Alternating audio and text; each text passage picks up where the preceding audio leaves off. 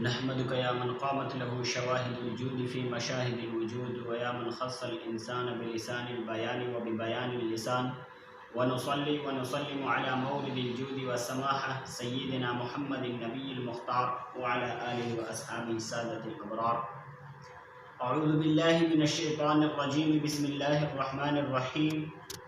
قال الله تبارك وتعالى في القرآن المجيد والفرقان الحميد: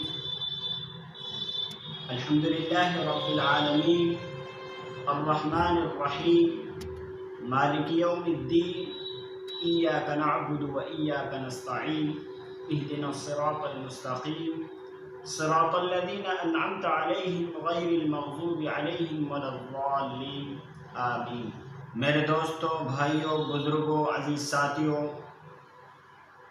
میں نے جو سورہ فاتحہ آپ لوگوں کے سامنے تلاوت کی ہے، اس کا مختصر سا ترجمہ آپ کے سامنے رکھوں گا اور اس کی مختصر سی تشریح بھی کروں گا. تو آپ لوگوں سے گزارش ہے کہ آپ اسے سن کر کے بھی اس پہ عمل کریں، اور جس طرح جو ہم اللہ کے سامنے ہر نماز میں نہیں بلکہ نفل میں نہیں بلکہ ہر فرض میں، نفل میں، تہجد میں، کوئی سی بھی نماز ہو، سب میں یہ پڑھی جاتی ہے. تو اس کا مطلب کیا ہوتا ہے، اس کا ترجمہ آپ کے سامنے رکھوں گا اور اس کی تشریح بھی ہلکی سی میں آپ کے سامنے رکھوں گا. تو الحمدللہ رب العالمین،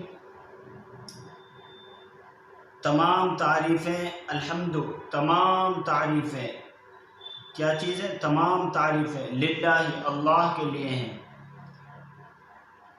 اب یہ تو بتا دیا کہ تمام تعریفیں اللہ کے لیے ہیں.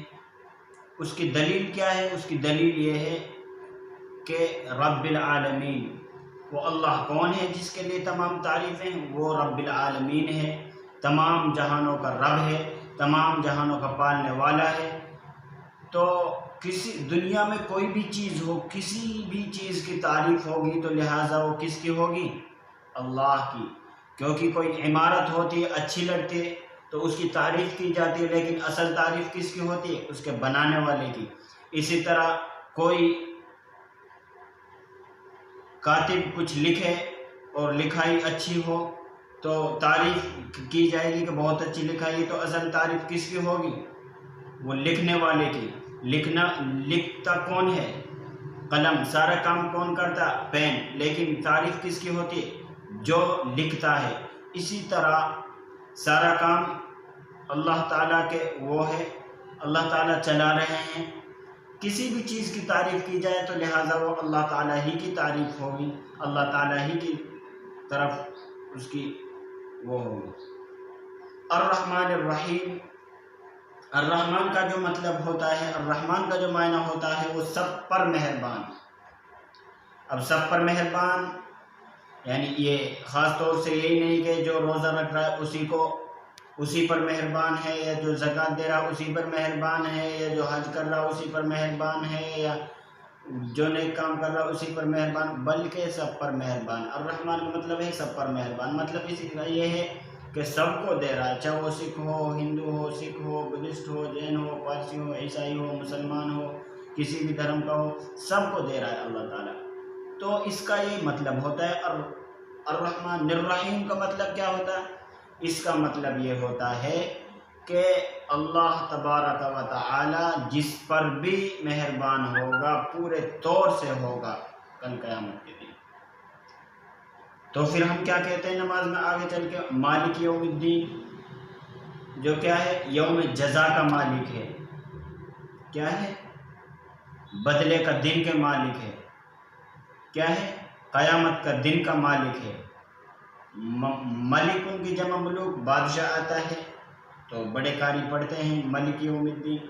معنی میں کوئی فرق نہیں ہوا، کیونکہ ملک ان کی جمع ملوک، بادشاہ آتا ہے تو قیامت کے دن کا بادشاہ ہے، یوم جزا کا بادشاہ ہے. تو اسی لیے ملک یوم الدین میں کوئی معنی نہیں بدلتا. اسے یہی معنی مالک کا بنتا ہے، مالک یوم الدین، مالک، بادشاہ. مالک یوم الدین کا یہی مطلب ہوتا ہے۔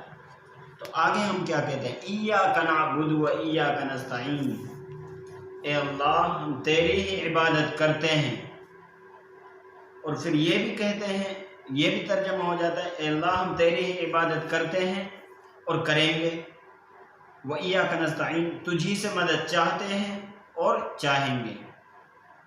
اہدنا الصراط المستقیم، بندہ یہاں پہ کہتا ہے اے اللہ ہمیں سیدھے راستے کی ہدایت عطا فرما، سیدھے راستے پر چلا۔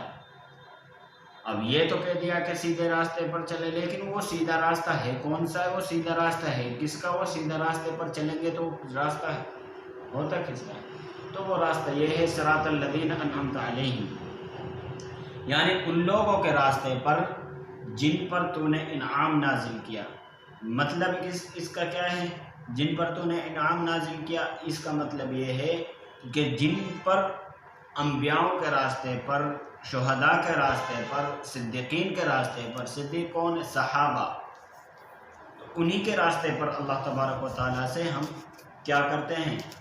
سیدھے راستے کی توفیق لیتے ہیں۔ بلکہ یہاں تو ترجمہ یہ کرتے ہیں بڑے مفسرین جو کرتے ہیں، سیدھے راستے پر چلا ہی نہیں بلکہ اس پہ جمع ہی نہیں بلکہ اس پہ مسلسل چلائے رکھ، غیر المغضوب علیہم ولا الضالین، نہ کہ ان لوگوں کے راستے پر جن پر تو غضبناک ہوا، جن پر تو غصہ ہوا، جن پر تیرا غضب نازل ہوا، بلکہ نہ ہی بھٹکے اور بھولے ہوئے لوگوں کے راستے پر، بھٹکے ہوئے لوگوں کے راستے پر۔